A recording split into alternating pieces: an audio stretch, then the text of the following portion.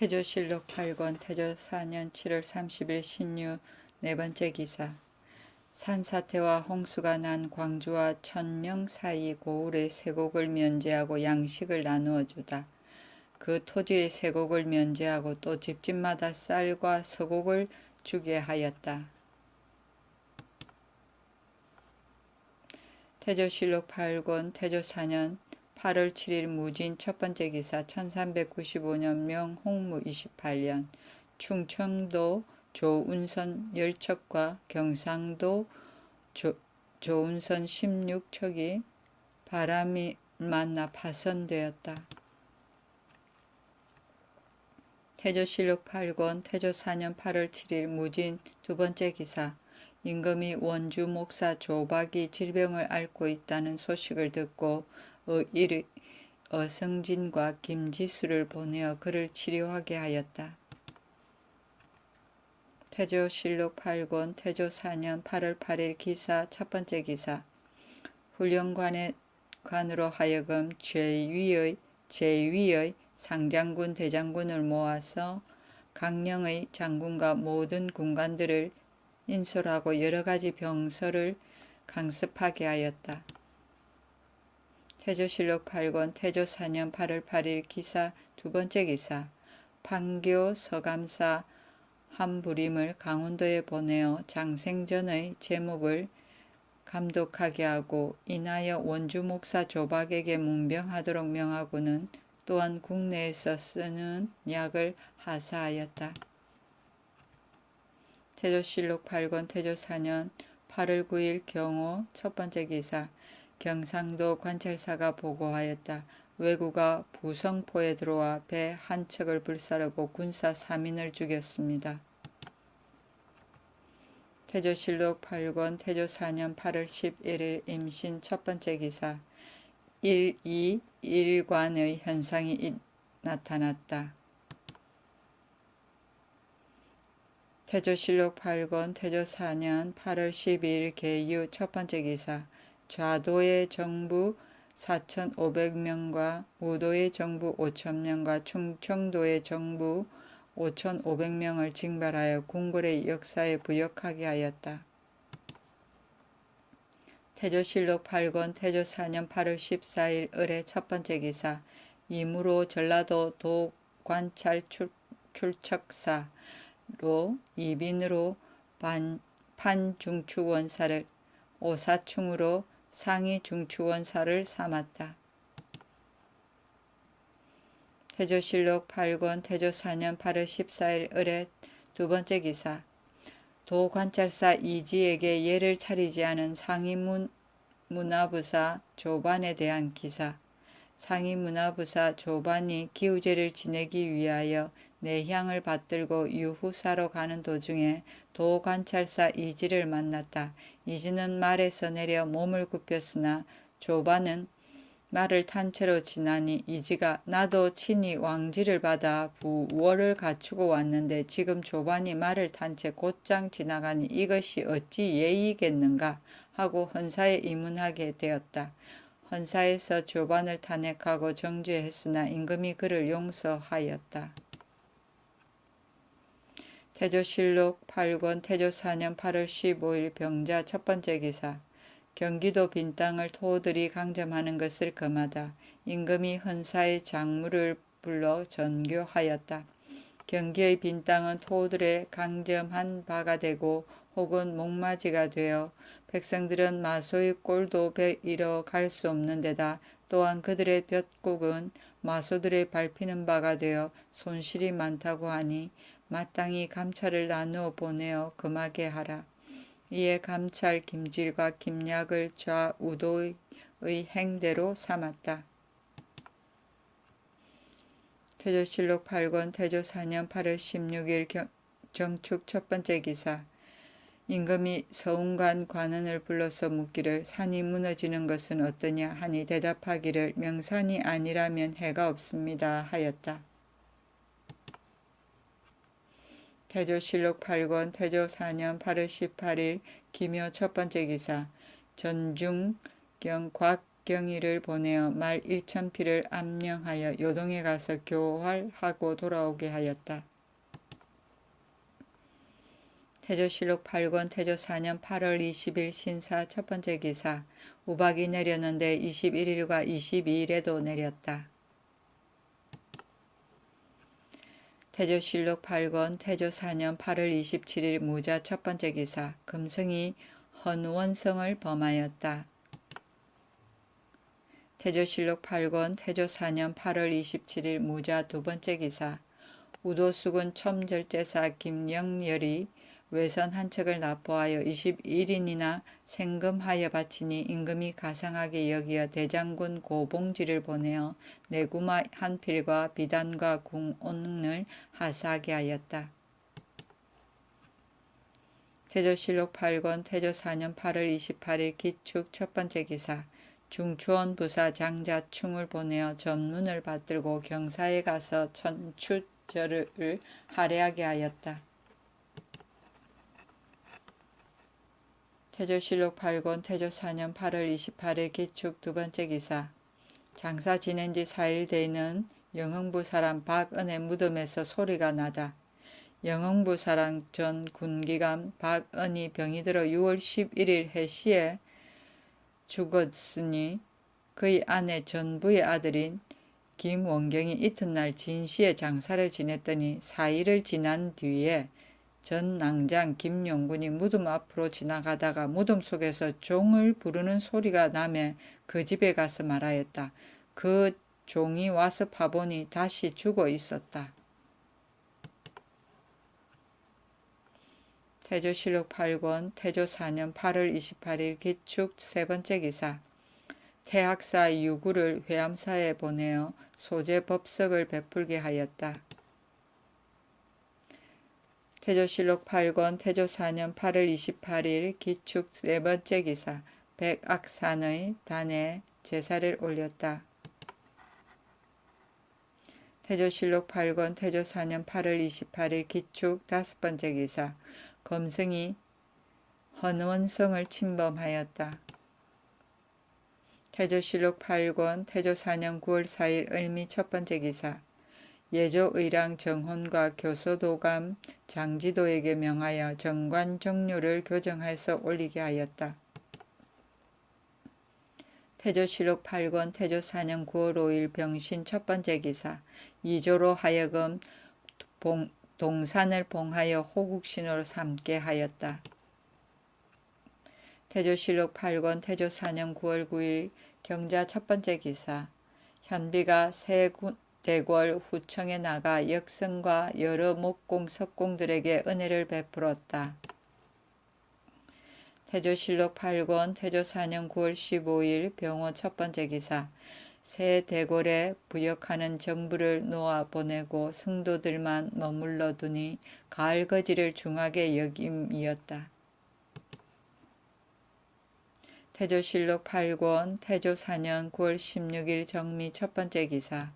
각도에서 보고한 효자 절부 등을 정리하고 복호하게 하다. 임금이 좌우 정승에게 분부하였다. 지금 각도에서 보고한 효자 순손, 의부, 절부 등은 모두 실적이 있으니 마땅히 포상을 더하고 문열을 세워 정표하되 구실이 있는 자는 복호하게 하고 가난한 자에게는 구휼하여 주어 풍속을 가다듬게 하라. 급제 탁씨는 전라도 광주 사람이다. 부친이 돌아가자 3년 동안 상복을 입고 상제를 마쳤으며 그의 모친을 봉양하며 정성과 공경을 다하니 한 고을에서 효성을 칭찬하였다. 전 서령 김사지는 충청도 전의 사람이다. 노모를 봉양하기 위하여 아침 저녁으로 반찬을 올리되 반드시 자기가 먼저 맛을 보며 부모의 뜻을 순종하여 오래도록 게을리하지 않았다. 아주의 학생 공도지는 나이 27세에 부친을 여의었는데 가난하고 직업도 없어 스스로 살아갈 길이 막연하므로 그 아내가 다른 고을에 옮겨 살자고 권하니 도지가 눈물을 흘리면서 하는 말이 선영이 여기 있는데 어찌 차마 떠날 수 있는가 하고 신을 삼아 팔면서 재향을 게을리 하지 않았다. 임주 사람 임안규는 부모의 상고를 당하여 8년이나 분묘를 지켰고 청주 호장 손희는 5년의 외구가 갑자기 고을을 침입하여 모친과 아내와 누이 동생까지 다 외구에게 붙들린 바 되자 분통해서 살기를 돌아보지 않고 바로 적중으로 들어가서 모친을 업고 산에 올라가서 죽음을 먼하게 하고 끝내 효성으로 복량하여 자식의 직분을 다하였다. 영주의 관노 물쇠는 아비를 성심으로 섬기다가 아비가 돌아가자 참최 3년에 신주를 모셔두고 아침 저녁으로 상식했으며 김화의 전 산원 이영기는 조부모와 부모가 늙고 또한 가난하였으므로 몸소 농사를 지어 효성으로 복량하였는데 끝끝내 게을리하지 않았고 교동의 백성 방군정은 어미를 효성으로 복량하여 함으로 온 동리에서 칭찬하였다. 전 부정 양희현은 중국 사람이다. 강읍면현에서 살았는데 집안이 심히 가난했으나 늙은 모친을 복량하는데 비록 나물 반찬에 나물국이지만 반드시 그 고을에 좋은 것으로 대접해서 효성하는 마음이 극진하였고 그의 아내도 잘 받들어서 부도를 잊지 않았다. 광주 호장 이적은 군사의 날짜를 잃어버려서 광주도 병마사 조희고가 적을 극형에 처하고자 하니 적의 아들 전만호 이호생이 손으로 그의 부친을 끌어안고 제 몸으로 대신하려 하며 희고가 그 효성에 감동하여 석방하여 적이 죽기를 면했으며 그 뒤 적이 병들어 죽자 호생이 상복을 입고 3년상을 마쳤다. 수원의 생원 이조는 모친상을 당하여 무덤에 여막을 짓고 3년을 아침 저녁으로 죽만 먹고 소금과 장이며 나물과 과실을 먹지 않고 슬퍼하며 공경했으며 전 별장 김계동도 역시 수원 사람인데 천성이 원래 효성스럽고 공순하여 아침 저녁으로 문안들기를 공근히 하다가 모친이 죽음에 사당을 두고 사철의 초하루보름에 제사를 올리기를 게을리하지 않았다.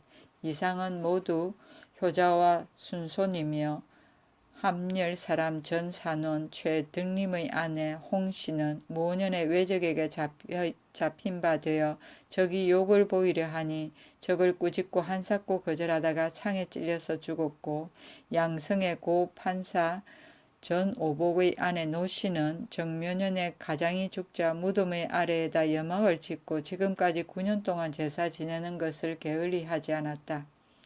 춘주의 낭천간무 조안평의 모친 이씨는 일찍이 그의 가장을 잃고 과부로 살면서 수절하고 아들을 교양시켜 벼슬을 하게 하였다. 교동의 전 별장 이재의 아내 조씨는 나이 19에 외적에게 붙들려 가서 죽었으나 외적에게 몸을 더럽히지 않았으니 모두 절부이었다.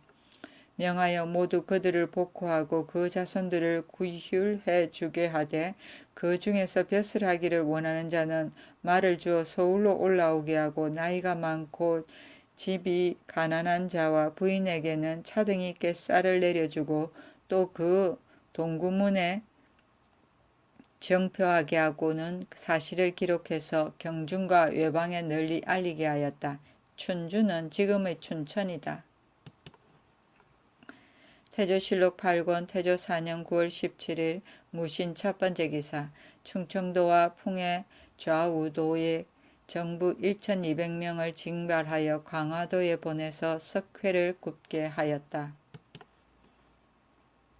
태조실록 8권 태조 4년 9월 18일 기유 첫 번째 기사 임금이 백간을 거느리고 성절의 하례를 의식대로 행하였다. 태조실록 8권 태조 4년 9월 18일 기유 두 번째 기사 판사 농시사 옥산기를 보내어 말 500匹를 암령하여 요동에 가서 교활하고 돌아오게 하였다. 태조실록 8권 태조 4년 9월 18일 기유 세 번째 기사 간관이 세자가 학문을 좋아하지 않는다고 상언하니 임금이 세자에게 분부하여 매일 서연에 나아가 강습을 게을리 말라고 하였다. 태조실록 8권 태조 4년 9월 22일 개축 첫 번째 기사. 판삼사사 정도전에게 명하여 새 대궐의 침실 사면의 벽 위에 본받을 만하고 경계될 만한 훈계를 쓰고자 하니 경서와 사서에 있는 좋은 말들을 모아서 올리라고 하였다. 태조실록 8권 태조 4년 9월 26일 정사 첫 번째 기사. 좌복년 남제와 경흥부 사이운 조순에게 명하여 좌우 정승에게 명년 정월에 여러 도의 백성을 징발해서 도성을 쌓고자 하니 나의 뜻을 몸받아 빨리 마치도록 알리라고 하였다. 태조실록 8권 태조 4년 9월 28일 기미 첫 번째 기사. 아남동에 가서 능틀을 무색하고 또 주종소에 거둥하였다. 태조실록 8권 태조 4년 9월 29일 경신 첫 번째 기사. 개국공신에게 각각 내구마 한 필씩 하사하였다. 태조실록 8권 태조 4년 9월 29일 경신 두 번째 기사. 숙광이 새 대궐 대전의 남쪽들에 들어왔다. 태조실록 8권 태조 4년 9월 29일 경신 세 번째 기사. 경상관찰사 심효생이 한 줄기에 8절이나 되는 별을 바쳤다.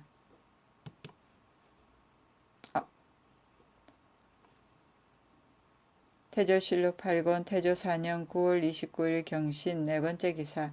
새 대궐 후원에 연못을 팠다.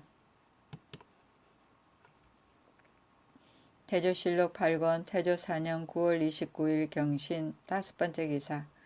김영렬이 잡은 왜구를 성동에서 차명하였다. 태조실록 8권 태조 4년 9월 29일 경신 여섯 번째 기사. 대묘와 새 궁궐이 준공되다. 그 규모와 구성 및 배치 상황. 이달에 대묘와 새 궁궐이 준공되었다. 대묘의 대실은 7간이며 당은 각계 하고 실은 따로 하였다. 안에 석실 5간을 만들고 좌우의 ing랑은 각각 2칸씩이며 공신당이 5칸, 신문의 3칸, 동문이 3칸, 서문이 1칸이었다. 빙둘러 담장을 쌓고 신주가 7간, 향관청이 5간이고 좌우 행랑이 각각 5간이고 남쪽 행랑이 9간이고 제궁이 5간이었다. 새 궁궐은 연침이 7간이다. 동서 이방이 각각 2간이며 북쪽으로 뚫린 행랑이 7간, 북쪽 행랑이 25간이다. 동쪽 구석에 연달아 있는 것이 3간, 서쪽에 연달아 있는 누방이 5간이고 남쪽으로 뚫린 행랑이 5간, 동쪽에 소침이 3간, 통하는 행랑 7간은 연침의 남쪽에 있는 행랑에 닿았고 또 통하는 행랑 5간은 연침의 동쪽 행랑에 닿았으며 서쪽 소침의 3간과 통하는 행랑 7간은 연침의 남쪽 통하는 행랑에 닿았다. 또 통하는 행랑 5간은 연침의 서쪽 행랑에 닿았고 보평전이 5간. 정사를 보는 것은 연침의 남쪽에 있는데 동쪽과 서쪽의 이방이 각각 1간씩이며 남쪽으로 통하는 행랑이 7간, 동쪽으로 행하는 행랑이 15간, 처음 남쪽에서 통행하는 행랑 5간이 동쪽 행랑에 닿았고 서쪽으로 통하는 행랑 15간 역시 남쪽 행랑 5간에서 서쪽 행랑에 닿고 연침 북쪽 행랑 동쪽 구석에서 정전에 그치고 북쪽 행랑의 동쪽 23간이 동쪽 행랑 서루에서 정전까지 가는 북쪽 행랑 서쪽 20간이 서쪽 행랑이 되어 이상이 내전이다. 정전은 5간으로 조회를 받는 곳으로 보평정의 남쪽에 있다. 상하층에 월대가 있는데 들어가는 길이가 50척, 넓이가 112척 5촌, 동계, 서계, 북계의 넓이가 각각 15척이다. 위층계의 높이는 4척, 석교가 5척인데 중계의 사면 넓이가 각각 15척, 아래 층계의 높이는 4척, 석교가 5척이다. 북쪽 행랑 29간을 통하는 행랑은 북행랑에서 정전의 북쪽에 닿았고 수락간 4간과 동루 3간은 상하층이다. 그 북쪽 행랑은 19가는 정전의 북쪽 행랑 동쪽에 닿아서 내전의 동쪽 행랑과 연했으며 그 남쪽 구간은 전문의 동강루에 닿았다. 서루 삼간도 상하층이 있는데 그 북쪽 행랑 19가는 정전의 북쪽 행랑 서쪽 구석에 닿아서 내전의 서쪽 행랑과 연하고 그 남쪽 구간은 전문의 서강루 전정에 닿았다. 넓이는 동서가 각각 80척, 남쪽이 178척, 북쪽이 43척이며 전문 산간은 전의 남쪽에 있고 좌우 행랑 각 11간과 동서루 강루 각각 2간과 오문 3간은 전문의 남쪽에 있다. 동서의 행랑은 각각 11간씩이며 수간이 3간, 뜰 가운데 석교가 있으니 도랑물 흐르는 곳이다. 문의 좌우의 행랑이 각각 11간씩이며 동서 강루가 각각 2간씩이다. 동문을 일화문이라 하고 서문을 월화문이라 한다.